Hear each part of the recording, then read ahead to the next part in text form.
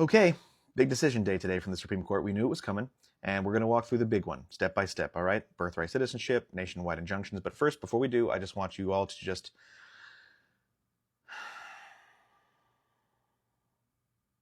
right?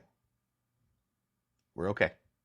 Check in with yourselves, check in on each other, have some water. We're going to walk through this step by step, nonpartisan, non-fear-monger. I'm just going to tell you what happened, and I'm going to tell you what it means, all right?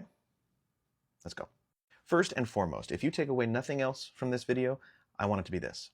The Supreme Court did not, in any way, shape, or form, rule on the constitutionality of the executive order issued by Donald Trump attempting to circumvent the 14th Amendment and remove birthright citizenship from those born in the United States. That is not what this ruling pertained to. That had nothing to do with the ruling. That executive order and the subsequent injunctions that caused was merely the vessel to bring the issue of nationwide injunctions to the Supreme Court. So a lot of people will talk about birthright citizenship today, but it's merely the vessel for the argument of nationwide injunctions. Nothing to do with the 14th Amendment. What the ruling did instead was it limited federal judges, circuit courts, district courts, limited their ability to issue nationwide injunctions against executive orders or legislation that they felt were either unconstitutional or would cause unintentional harm to the country at large. Now, instead of issuing nationwide injunctions, those lower federal courts can issue rulings, but they only pertain to the plaintiffs bringing the lawsuit against the government. Let me give you an example. Let's say my wife and I are undocumented immigrants, but we have a child and they're born here in the United States.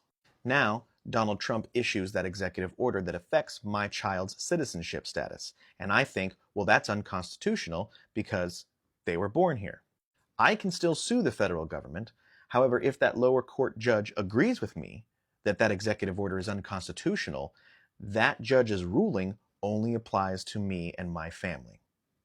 If I had a neighbor down the street in the same situation, they too would also have to sue the federal government in order for a lower court like that to issue an injunction for that plaintiff. You can see how this might open up the door for thousands of individual lawsuits coming at these lower courts and eventually working their way up through the courts. They've just essentially created more work for themselves. However, if my scenario is a scenario that an attorney or a judge may think that is happening nationwide, we have still the ability to file class action lawsuits. And with class action lawsuits, an attorney can make the argument that it's not just this group of people here, but it's nationwide being affected by this. That judge can issue broad injunctions across the country. Also important to keep in mind that there are currently nationwide injunctions that for now are allowed to remain in place. And forgive me, but I'm going to read them to you, so I'm going to look at my screen. A White House effort to require more stringent voter ID at the polls, including proof of citizenship, was blocked by judges in Washington, D.C. and Massachusetts, who found that it was likely to violate laws against disenfranchisement.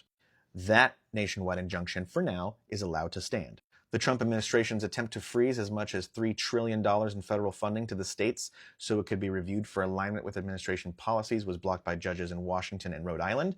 That injunction can stand. Also allowed to stand is the injunction against the Education Department when they were trying to demand that public schools either eliminate programs promoting diversity and equity or risk losing their share of roughly $75 billion in federal funding. That injunction gets to stand. Also, the nearly $2 billion in congressionally appropriated foreign aid flowing through the State Department and USAID that was frozen by the Trump administration until a judge in Washington ordered the payments to continue. That ruling gets to stand. Also, this administration attempted to cut off a contract that pays for legal representation for children who are facing deportation. More than 25,000 children right now. The Trump administration tried to cut off that contract, and a judge in California says, no, you can't do that. That injunction gets to stand as well. So that's basically the big thing regarding this nationwide injunction ruling by the Supreme Court. If you have questions, please ask them down below in the comments. I'll do my best to respond to them. But the big picture here is one that's not very fun to realize. This ruling drastically limits the ability for courts to ensure that the executive, the nationwide power, right, is acting lawfully. The judicial system is a check on the executive and the legislative, right? And this ruling today has drastically reduced their power to exercise their check and balance authority. There will be a lot of follow-up lawsuits for the DOJ to try to figure out the scope of these nationwide injunctions after this ruling, as there will be also from states' attorneys general, right? They're going to be filing lawsuits to try to figure out the scope of these injunctions now that this ruling from the Supreme Court has taken effect. So I hope this was helpful. I hope it was beneficial.